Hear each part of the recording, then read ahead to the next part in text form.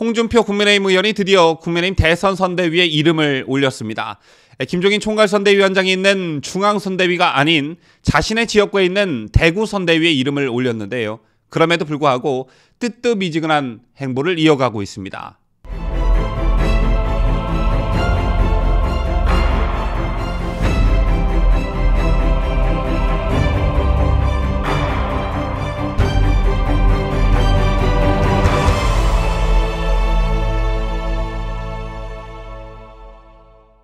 시청자 여러분 안녕하십니까? 뉴스데일리 베스트 민앵커입니다.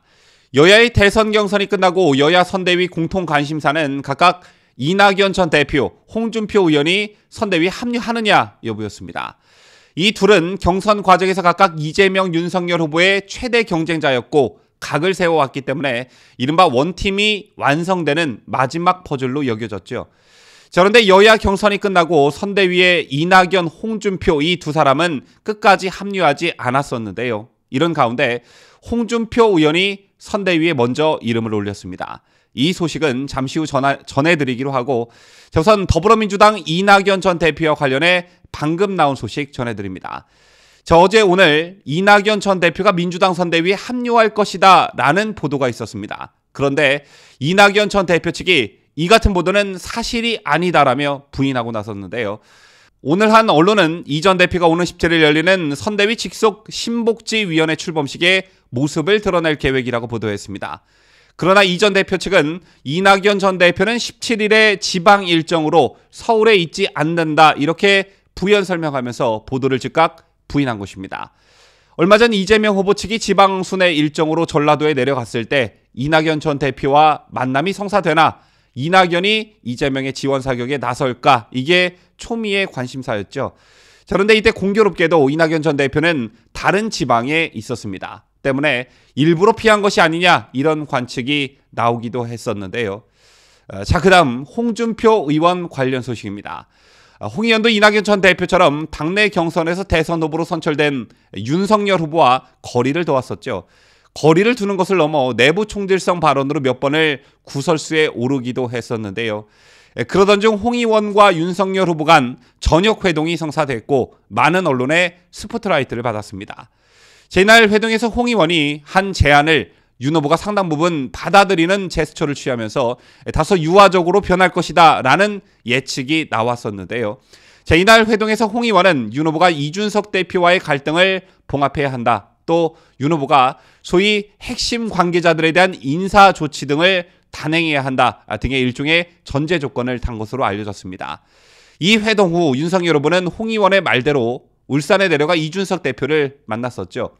표면적으로는 홍준표 의원의 조건을 윤석열 후보가 받아들이는 모양새가 취해졌지만 또 넘어야 할 산이 더 있었는데 바로 김종인 위원장이었습니다.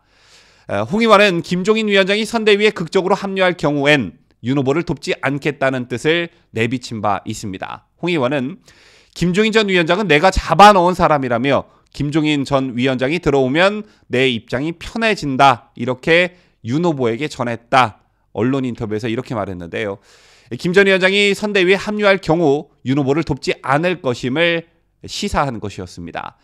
그런데 결국 김종인 위원장은 총괄선대위원장이 됐죠. 그때 홍준표 의원은 제 마음이 편하게 됐다라는 말과 함께 백의종군하겠다는 뜻을 표명했었습니다. 그 뒤에도 윤석열 후보에 대한 홍준표 의원의 비판은 계속됐었는데요. 그리고 오늘 홍준표 의원이 방관자라는 욕은 듣기 싫다며 자신의 지역구인 대구 선대위 고문으로 이름을 올렸습니다. 이 대목에서 홍준표 의원의 고민이 읽혀지는데요.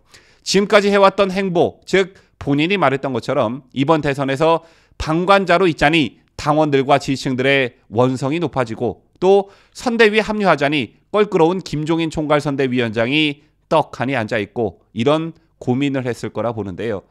그래서 내린 결정이 이른바 절충안 자신의 지역구인 대구 선대위 고문 이 결정이었던 것으로 보여집니다.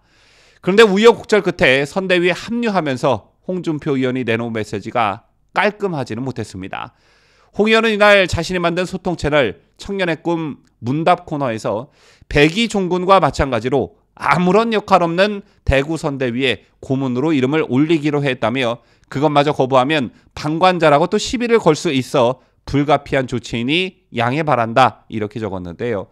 대구 선대위 고문 자리를 아무런 역할이 없는 자리로 깎아내렸고 마지못해 불가피하게 이런 결정을 하게 됐다는 뉘앙스로 말했습니다. 또 홍 의원의 발언에서 알 수 있듯 대구 선대위 고문으로 이름을 올렸지만 나는 아무것도 하지 않을 것이다 이런 분위기를 풍기는 발언으로 보여지는데요. 끝까지 깔끔하지 않은 모습이 많이 아쉬운 대목입니다. 대구 선대위 고문임을 알린 홍 의원은 김건희 씨가 허위 경력 의혹에 대해 해명에 나섰지만 논란이 더욱 커지고 있는 상황과 관련해 잘못은 인정하고 정면 돌파해야지 쉴드 치면 칠수록 수렁에 빠진다며 아무리 억울해도 100가지 중 99가지가 옳다고 해도 무조건 잘못했다고 하는 것이 공직자와 그 가족이 가져야 할 태도라고 충고했습니다. 또 공감 능력, 감정선을 어떻게 가져가느냐가 무엇보다 중요하기에 김건희 씨에게 비중 있는 정치인 배우자로서 정치적 화법과 메시지 관리, 처신에 특히 신경 쓰라고 조언했는데요. 물론 지방선대위에 합류하긴 했지만 또 울며 겨자 먹기로 선대위에 합류하는 듯한 모양새이지만 앞으로 얼마 남지 않은 대선에서 홍준표 의원이 어떤 역할을 할지 좀 지켜봐야 할 듯합니다. 지금까지 저는 자유대한민국을 수호하는 뉴스데일리 베스트 민앵커였습니다.